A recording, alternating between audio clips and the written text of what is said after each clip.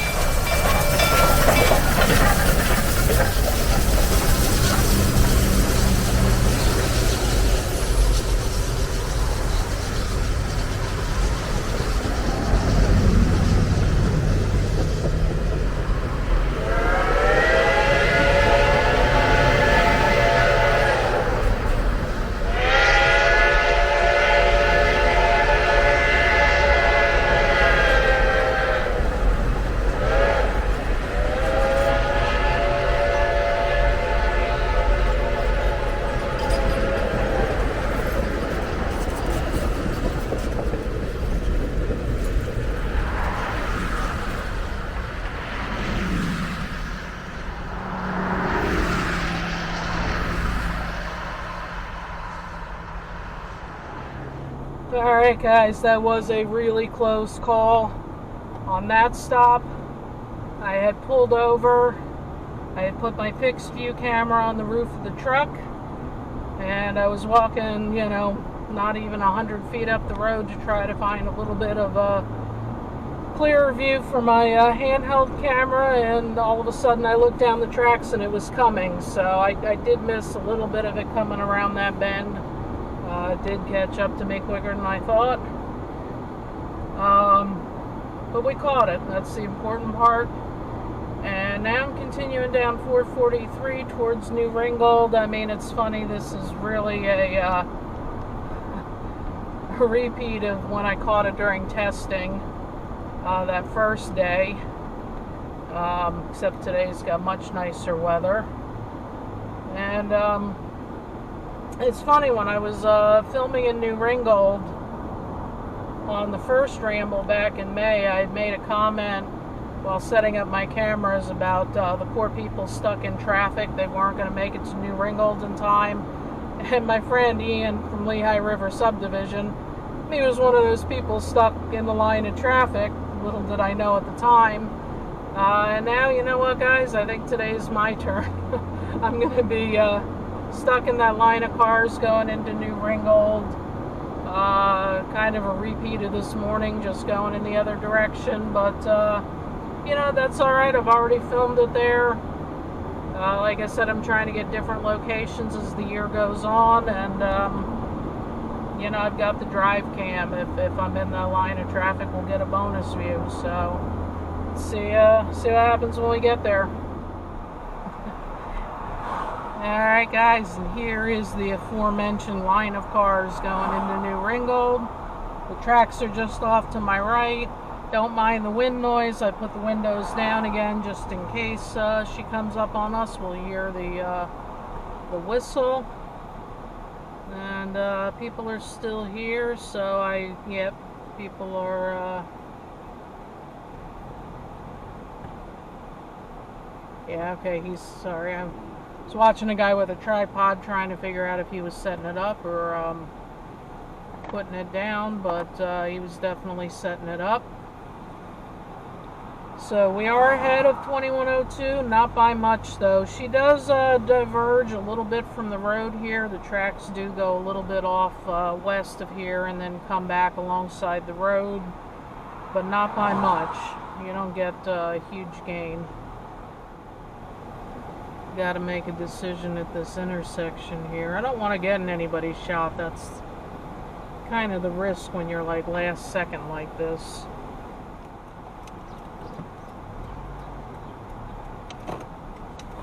Here's what I'm thinking. Doing exactly what this van did, and I see some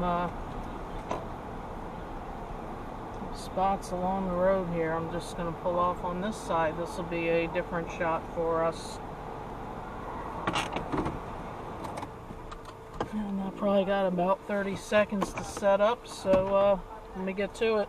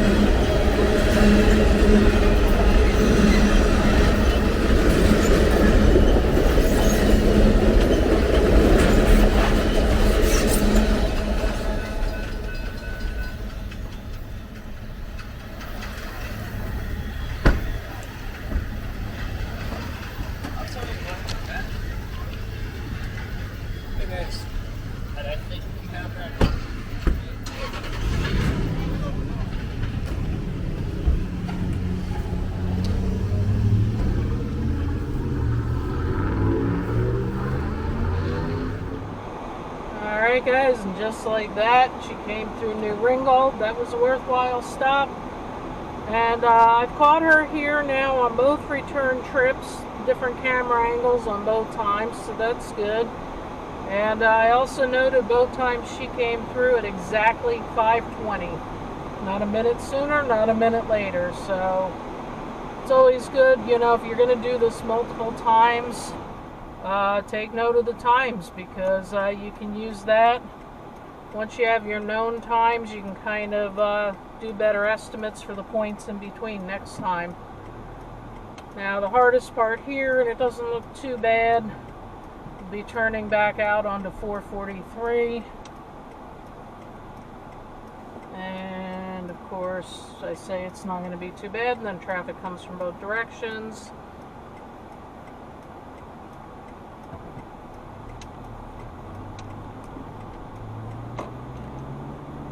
Alright, and now we get not a huge breather, but a little bit of a breather, because we won't, excuse me.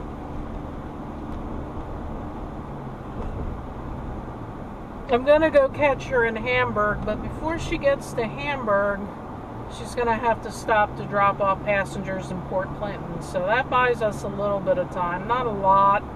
I gotta imagine that's only a 10 to 15 minute station stop, tops, maybe less.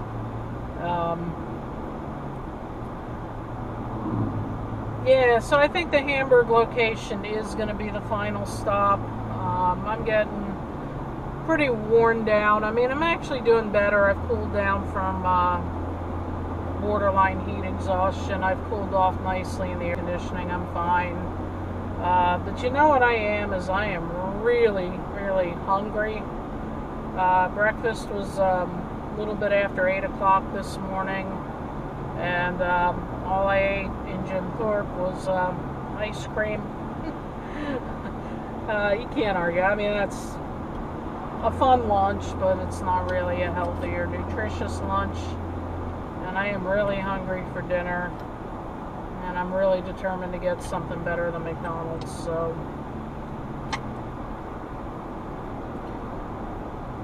So anyway, one more stop in Hamburg, and then I'm gonna call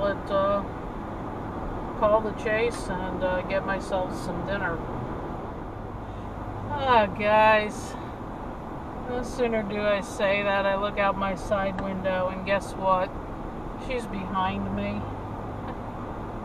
The track does, at this point now, diverges from the road off to the left. I can see a huge plume of smoke. I think we might end up with a repeat of catching her across the field in Molino.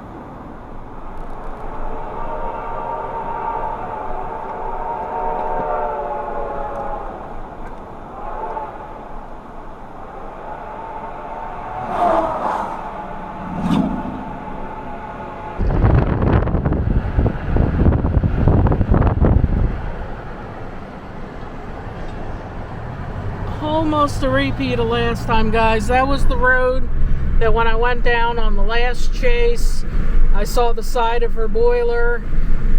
She's a little bit ahead of me on this one, but the timing's almost a repeat. It's just going to depend what happens with traffic here, whether I can pull over and get a glimpse across the field, or maybe I'll just try to pace it this time with the just push, kind of pointing the one camera out the side window and hoping for the best. I don't know. Yeah, we got the same situation here, man. We got cars lining both sides of the road. We got this same field I caught it last time. We got somebody darting into the space I used last time, and we got one more open space, so I'm going to go for it.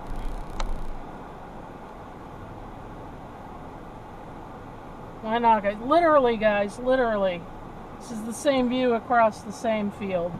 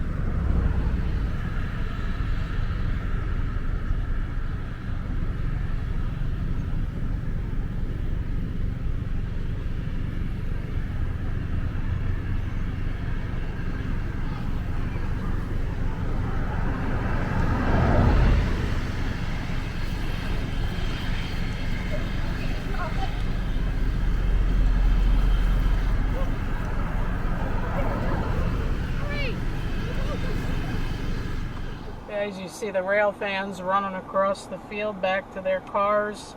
I think this could be an Olympic sport.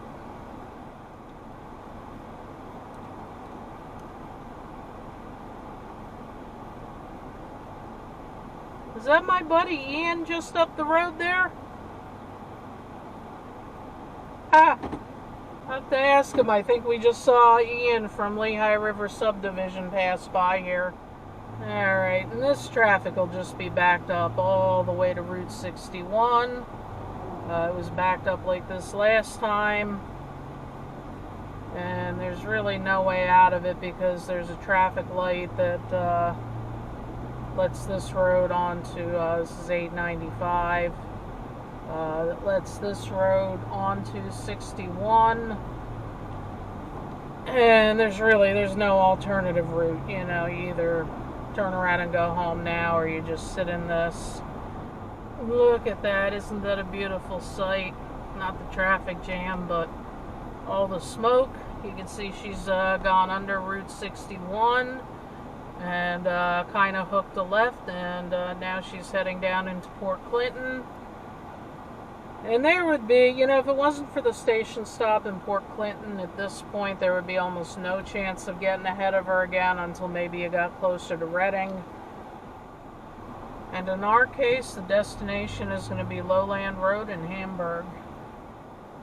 And as I'm sitting here in traffic, I look down at my odometer. My truck is at 99,800 miles. I am not looking forward to that big 100,000. Truck is 10 years old. It's going to be 100,000 miles. Good news is, if it wasn't for the pandemic, it would probably be about 130,000. But got to try to keep this truck probably another 5 to 10 years. So here's to hoping it holds up as well as these old steam engines we've been using it to chase. And interestingly, I'm going to be chasing 425 next Saturday with my friend Nick from Nick's Crossing. And that's probably when it's going to hit 100,000. I don't anticipate going out much during the week, but we'll see what happens.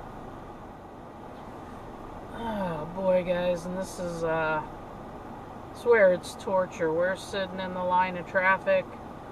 She's sitting in Port Clinton Station, and I don't know who's going to get to Hamburg first. Alright, guys, there's a happy sight. There's still some steam and smoke lingering in the valley here in Port Clinton.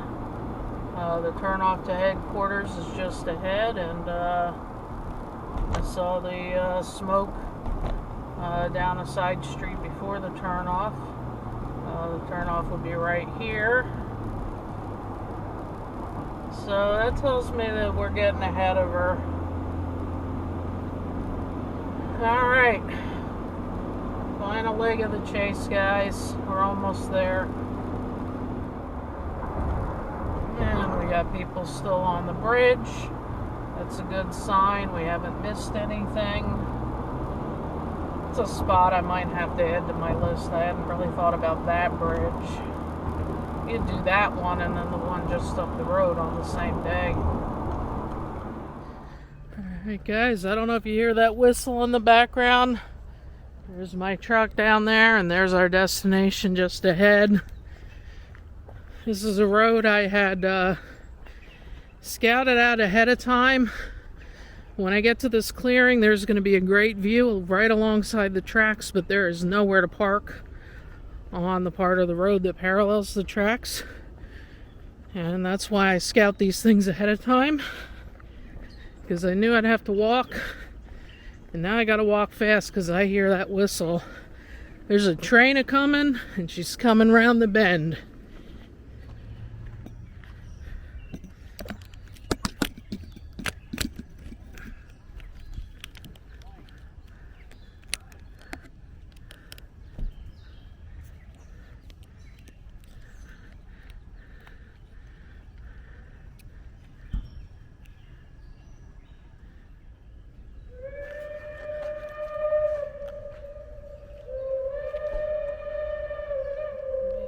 Shot.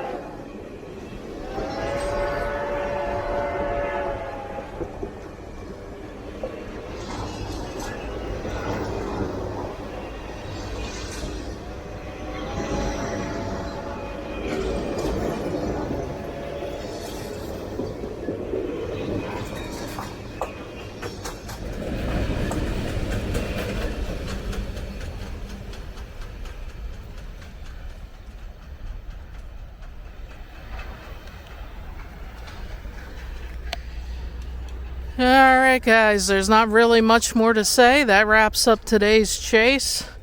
And I just wanted to say thanks for watching, and I'll see you down the tracks.